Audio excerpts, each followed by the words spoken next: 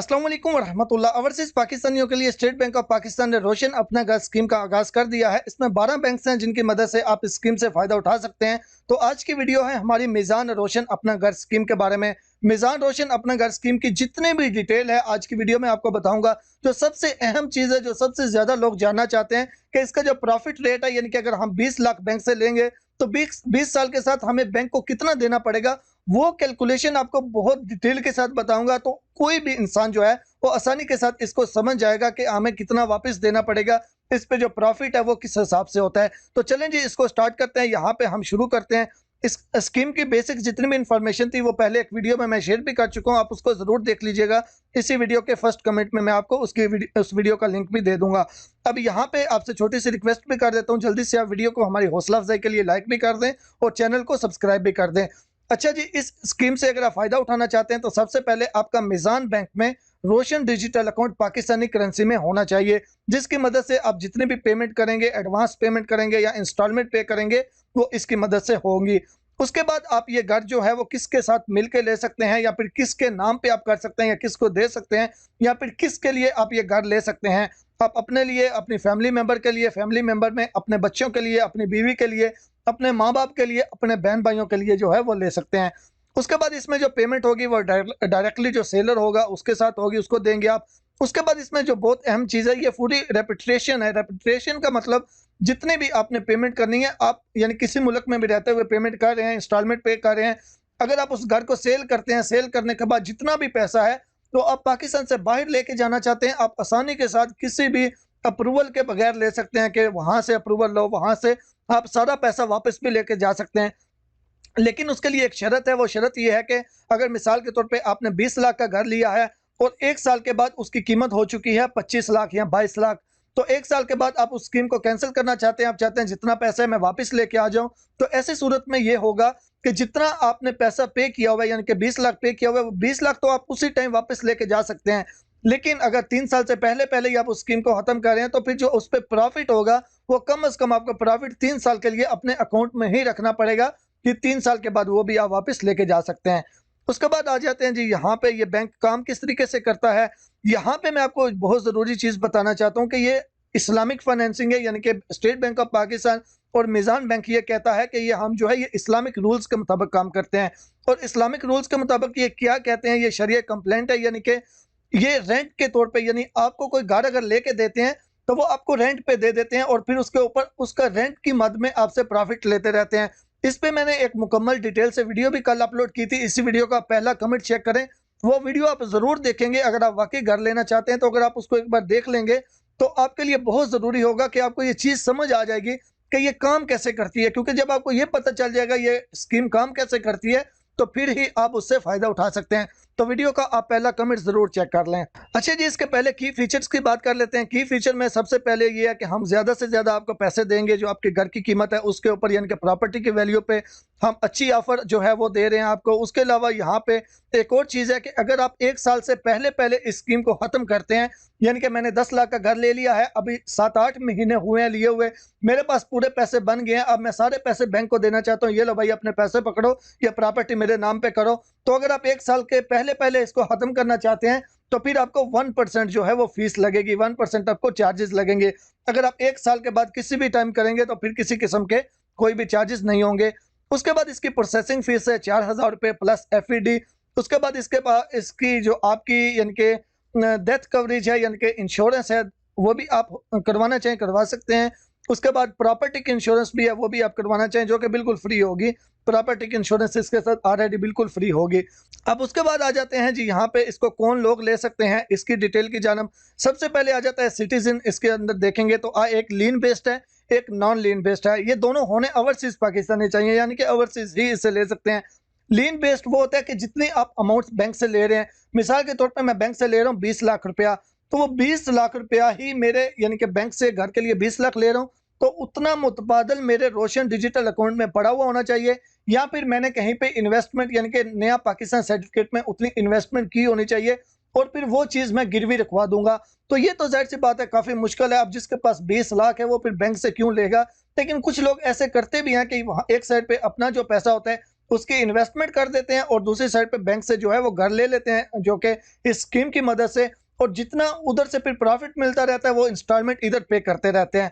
तो इसलिए मैं ज़्यादा जो फोकस करूंगा ये नॉन लीन बेस्ड पे ही करूंगा। नॉन लीन बेस्ड पे जो है इसके लिए वो गिरवी रखवाने की किसी किस्म की कोई भी शर्त नहीं है। उसके बाद आ जाता है प्रोडक्ट कैटेगरी। प्रोडक्ट कैटेगरी यानी कि आप क्या क्या ले सकते हैं। प्रोडक्ट कैटेगरी में ये है कि आप बना बनाया घर ले सकते हैं, या फिर आप खुद से प्लॉट लेकर घर बना सकते हैं, या फिर आप रेनोवेशन कर सकते हैं, यानी कि पहले से घर बना हुआ है उसको अपग्रेड करना चाहते हैं, मॉडिफिकेशन करना चाहते हैं। अगर एक फ्लैट बना हुआ है ऊपर 2 और फ्लैट बनाना चाहते हैं तो उसके लिए भी आप ले सकते हैं। उसके बाद सेगमेंट आ गया। सेगमेंट के अंदर सैलरी पर्सन भी ले सकते हैं और नॉन सैलरी पर्सन भी ले सकते हैं, यानी कि बिजनेसमैन भी ले सकते हैं या कोई अपना काम करते हैं, यानी कि।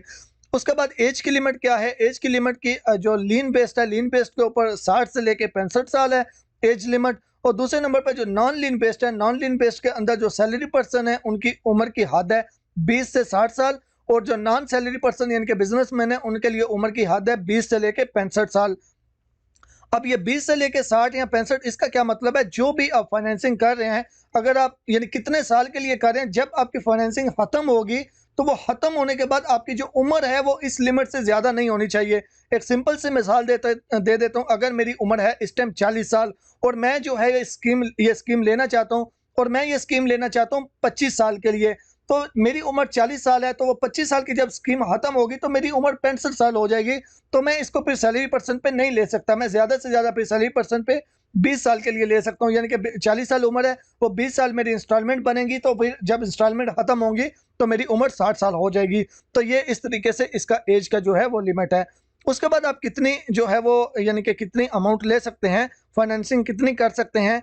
इसमें सबसे पहले है कि अगर आप घर बना बनाया लेना चाहते हैं, या फिर आप घर को बिल्ड करना चाहते हैं, घर को कंस्ट्रक्शन करना चाहते हैं, घर को बनाना चाहते हैं, तो घर को बनाने के लिए कम से कम आप 5 लाख, और ज़्यादा से ज़्यादा की कोई लिमिट नहीं है, आप जितनी मर्जी लें, चाहे 20 करोड़ लें। उसके बाद दूसरे नंबर पे रेनोवेशन करने के लिए लिमिट है। रेनोवेशन करने के लिए जो लीन बेस्ड है उनके लिए कोई लिमिट नहीं है, यानी कि मिनिमम 5 लाख है, ज़्यादा से ज़्यादा जितना मर्जी ले लें। लेकिन जो नॉन लीन बेस्ड है, नॉन लीन बेस्ड के लिए कम से कम 5 लाख और ज़्यादा से ज़्यादा 10 मिलियन। उसके बाद नीचे ये कितने साल के लिए, आप 3 साल से लेके 25 साल के लिए ले सकते हैं। उसके बाद आ जाता है को एप्लीकेंट। को एप्लीकेंट इसके लिए बहुत ज़रूरी है, और आप ज़्यादा से ज़्यादा 4 को एप्लीकेंट बना सकते हैं, यानी कि अपने साथ पार्टनर आप समझ लें कि यानी कि ये लोग आपके साथ मिल के ले सकते हैं। लेकिन इन लोगों में कौन कौन शुमार हैं, आपकी वाइफ, आपके बच्चे, आपके बहन भाई, आपके माँ बाप, इनमें से ही कोई एक आप को एप्लीकेंट बना सकते हैं। लेकिन कम से कम आप अगर 3 एप्लीकेंट बनाते हैं, अपने 2 भाइयों को एप्लीकेंट बना लेते हैं, एक अपने वाइफ को बना लेते हैं, तो इन तीनों में से कम एक बंदा पाकिस्तान के अंदर मौजूद होना चाहिए। यानी कि आप मैक्सिमम 4 भी बना सकते हैं, लेकिन जितने भी बनाएंगे उनमें से कम एक बंदा पाकिस्तान के अंदर होना चाहिए। अगर आप सिर्फ एक ही को एप्लीकेंट रखेंगे तो वो फिर पाकिस्तान का ही होना चाहिए, जो पाकिस्तान के अंदर हो, डॉक्यूमेंट्स वर्क जितना भी हो वो उनको हैंडल करेगा।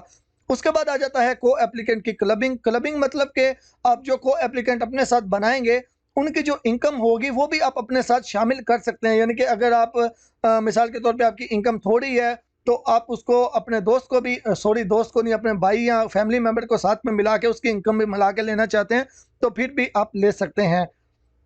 इसमें जो लीन बेस्ड है, लीन बेस्ड में जितना जो आपका दूसरा को एप्लीकेंट है उसकी 100% आप इनकम अपने साथ इंक्लूड कर सकते हैं। लेकिन जो नॉन लीन बेस्ड है, नॉन लीन बेस्ड में ये होगा कि आपकी वाइफ जो होगी उसकी आप इनकम 100% अपने साथ मिला सकते हैं, लेकिन वाइफ के अलावा जितने भी लोग हैं, बच्चे, बहन भाई वगैरह, उनकी 75% आपके साथ क्लब्ड होगी। लेकिन याद रखिएगा, जो भी यानी कि जिसकी भी इनकम आपके साथ क्लब्ड होगी वो ओवरसीज पाकिस्तानी ही होना चाहिए, तो पाकिस्तान के अंदर मौजूद नहीं होना चाहिए। जो पाकिस्तान के अंदर मौजूद होगा उसकी इनकम इसमें क्लब्ड नहीं होगी। उसके बाद आ जाता है net monthly income. Net monthly income जो लीन बेस्ड है, लीन बेस्ड के अंदर कोई भी रिक्वायरमेंट नहीं है, लेकिन जो नॉन लीन बेस्ड है, नॉन लीन बेस्ड में ये चीज़ है कि जितनी आपकी इनकम होगी उस इनकम का जो 50% हिस्सा है सिर्फ वही फाइनेंसिंग में यूज़ होगा, यानी कि जो इंस्टॉलमेंट वगैरह बनाने में यूज़ होगा सिर्फ 50% ही होगा। क्योंकि बैंक और इदारे ये समझते हैं कि मिसाल के तौर पे अगर आप 50,000 कमा रहे हो तो 50,000 में आधा तो जो है वो आपका अपना घर का खर्चा हो जाएगा, तो इसलिए जो है वो 50% ही रखी गई है शर्त। उसके बाद आ जाता है एम्प्लॉयमेंट। एम्प्लॉयमेंट यानी कि कितने साल के लिए आपकी होनी चाहिए। जो लीन बेस्ड है, लीन बेस्ड में यह है कि कम से कम आपका 1 साल का यानी कि वर्क एक्सपीरियंस यानी कि वर्क हिस्ट्री होनी चाहिए जहां पे आप काम कर रहे हैं, और अगर आप नॉन लीन बेस्ड पर ले रहे हैं तो उसके लिए 2 साल की शर्त है। यानी कि 2 साल की आपकी वर्क एम्प्लॉयमेंट हिस्ट्री होनी चाहिए। अब यहाँ पे बहुत अहम चीज़ है जी, अब आ जाते हैं प्रोडक्ट प्रॉफिट रेट पे। ये बहुत ज़्यादा अहम चीज़ है और इस जितने भी यानी कि डिटेल आपसे शेयर की है, उसकी जो जड़ है वो यही चीज़ है कि आपका प्रॉफिट कितना देना होगा। तो अब हम जितनी भी चीज़ें सामने रखेंगे, यानी कि जो हम कैलकुलेशन करेंगे, वो हम 20 लाख को लेके करेंगे ताकि आसानी रहे। ज़्यादा अमाउंट नहीं लेते, हम 20 लाख ले लेते हैं कि एक घर हम 20 लाख के लिए बैंक से ले रहे हैं। 20 लाख चाहे वो यानी कि घर 25 लाख का है, लेकिन हमें घर के लिए जो बैंक से पैसे चाहिए वो हमें सिर्फ 20 लाख चाहिए। तो 20 लाख के ऊपर हमें कितना देना पड़ेगा? तो इसमें 2 आ जाते हैं, एक है वेरिएबल प्रॉफिट रेट और एक है फिक्स। फिक्स में ये होगा कि 5 साल के लिए आपका फिक्स कर दिया जाएगा, हर महीने आपने इतना देना है। लेकिन जो वेरिएबल होगा, वेरिएबल में 1 साल के लिए फिक्स होगा कि 1 साल ने आपने हर महीने इतना देना है, फिर 1 साल के बाद देखा जाएगा कि अभी रेट क्या है, फिर उस हिसाब से वो अप एंड डाउन हो सकता है। अब ये होगा किस बिना पे? जो नॉन लीन बेस्ड है, नॉन लीन बेस्ड पे ये होगा, नॉन लीन बेस्ड पे सैलरी पर्सन है या फिर नॉन सैलरी पर्सन है। अच्छा, ये मैं पहला जो है ना, पहला आपको अच्छे तरीके से एक्सप्लेन कर देता हूँ। अगर मैंने आपको एक एक्सप्लेन कर दिया, बाकी आपको ऑटोमेटिकली सारे समझ आ जाएंगे। हम पहला नॉन लीन बेस्ड पे यानी कि जिस पे हम सब अप्लाई कर सकते हैं, ये चेक करते हैं। नॉन लीन बेस्ड पे सैलरी पर्सन है या फिर नॉन सैलरी पर्सन है। इसमें ये होगा कि पहले साल के लिए फिक्स कर दिया जाएगा। फिक्स कितना किया जाएगा? 1 काइबोर प्लस 1.5%।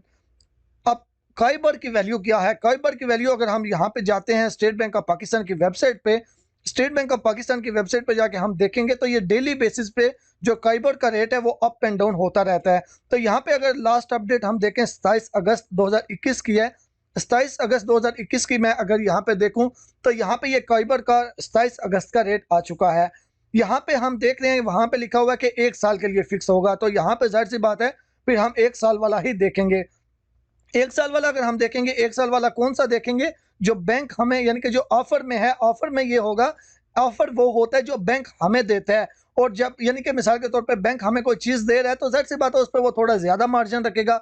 जब हम कोई चीज़ बैंक को दे रहे हैं तो वो उस पे थोड़ा-सा कम करेगा। तो यही चीज़ है ऑफर में, ये है कि जब बैंक हमें कोई चीज़ दे रहा है तो उस पे प्रॉफिट थोड़ा-सा ज़्यादा ले रहा है। जब हम कोई चीज़ बैंक को दे रहे हैं तो उस पे वो उसका थोड़ा कम करेगा।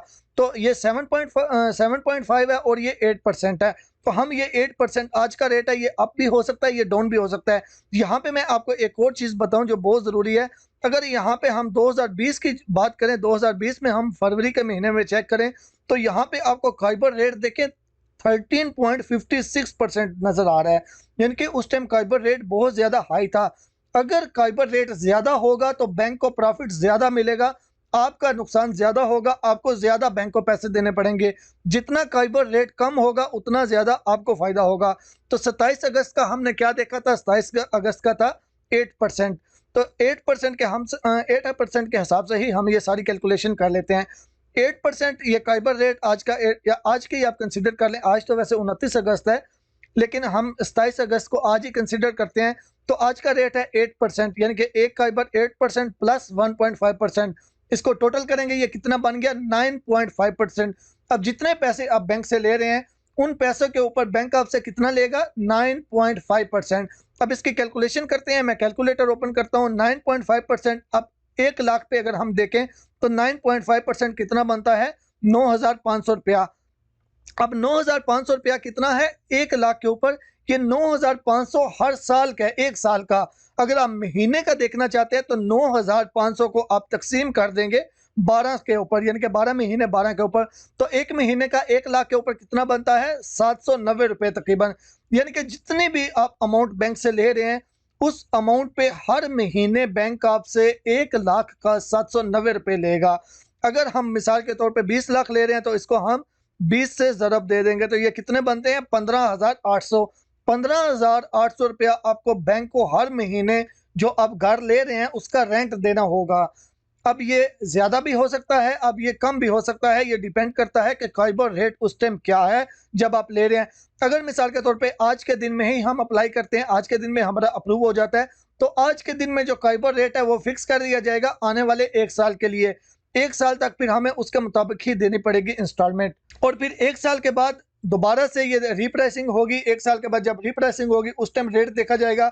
अगर काइबर का रेट ज़्यादा हुआ तो फिर ज़्यादा हो जाएगी इंस्टॉलमेंट, अगर कम हुआ तो कम हो जाएगी। जिसको बैंक क्या कहता है कि हम उस घर का रेंट लेते हैं और वो रेंट की बिना पे ही इसको डिज़ाइन करके तो कहते हैं कि इस्लामिक फाइनेंसिंग है। तो लेकिन मेरा फिर भी आपसे मशवरा है कि आप फिर भी एक बार किसी आलिम से मशवरा ज़रूर कीजिएगा इस स्कीम से, अगर आप फ़ायदा उठाना चाहते हैं। क्योंकि ये आप एक घर बना रहे हैं, ये आपके फ्यूचर का मसला है। तो इसमें ये तो नहीं है ना कि आपने ये वीडियो देखी और फ़ौरन अप्लाई कर दिया। आपको अच्छे तरीके से इसकी जांच पड़ताल करनी होगी, उसके बाद जाके आके आपको अप्लाई करना होगा।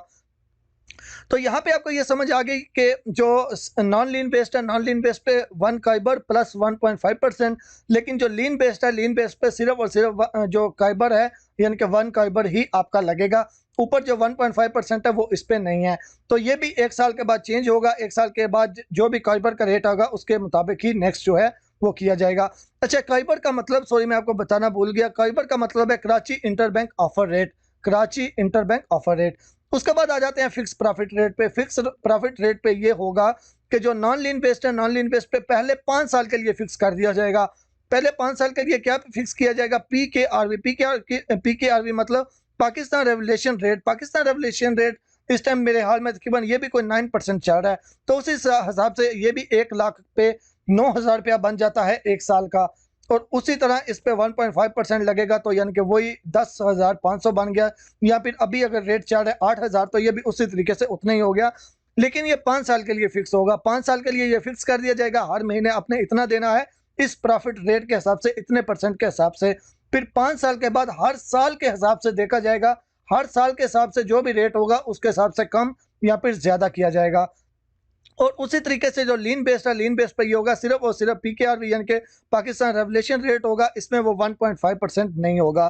तो ये थी कैलकुलेशन मुकम्मल। इसके बाद इंशाल्लाह एक वीडियो बनाऊंगा जिसमें सारी डिटेल्स आपको बताऊंगा। डिटेल्स मतलब कि उसमें हम कैलकुलेशन करेंगे, अच्छे तरीके से समझने की कोशिश करेंगे कैलकुलेशन के हिसाब से कि कितना देना पड़ता है। वैसे तो उम्मीद है जैसे मैंने आपको एक्सप्लेन किया आपको समझ आ गया होगा। उसके बाद यहाँ पे ये कुछ बिल्डर्स हैं जो कि पार्टनर हैं मीज़ान बैंक के। उसके बाद यहाँ पे ये इसकी प्रोसेसिंग फीस 4,000 रुपया, एफ ई डी 640 रुपये। उसके बाद इसके जो लीगल रिपोर्ट के चार्जेस, ये एक्चुअल यानी कि डॉक्यूमेंटेशन के जो एक्चुअल चार्जेस होंगे वो भी आपको ही देने होंगे। उसके बाद अगर आप अप्लाई करना चाहते हैं तो अच्छा, अप्लाई के पहले मैं आपको ये बता दूं, यहाँ पे ये कुछ नंबर आपको स्क्रीन पे नज़र आ रहे हैं, आप इनमें से भी किसी से भी रब्ता करके इसकी मज़ीद इंफॉर्मेशन ले सकते हैं। क्योंकि एक्चुअल जो मैं जितना आपको बता रहा हूँ, अगर आप इससे भी बेहतर समझना चाहते हैं तो आप बैंक के नुमाइंदे से रब्ता करके उससे पूछ लीजिएगा। उसके बाद यहाँ पे ये एप्लीकेशन फॉर्म, इसके ऊपर अगर आप क्लिक करेंगे आपके सामने ये पेज ओपन हो जाएगा। यहाँ पे अपना अकाउंट नंबर लिख के आप इस फार्म की मदद से इस फार्म को फिल करके अप्लाई कर सकते हैं। लेकिन इस पे मैं इंशाल्लाह डिटेल से वीडियो भी अप्लाई करने के बता दूंगा। लेकिन अप्लाई करना इतना मुश्किल नहीं है। पहले जो अहम चीज़ है वो ये है कि आप इस पूरी स्कीम को समझ सकें। जब आपको मुकम्मल स्कीम समझ आ जाएगी तो उसके बाद इसका अप्लाई करने का तरीका भी आपको समझ आ जाएगा और इंशाल्लाह मैं आपसे शेयर भी कर दूंगा। उम्मीद करता हूँ आपको वीडियो अच्छी लगी होगी। अभी तक आपने लाइक नहीं किया तो लाइक कर दें। दुआ में याद रखिएगा। अल्लाह हाफिज़।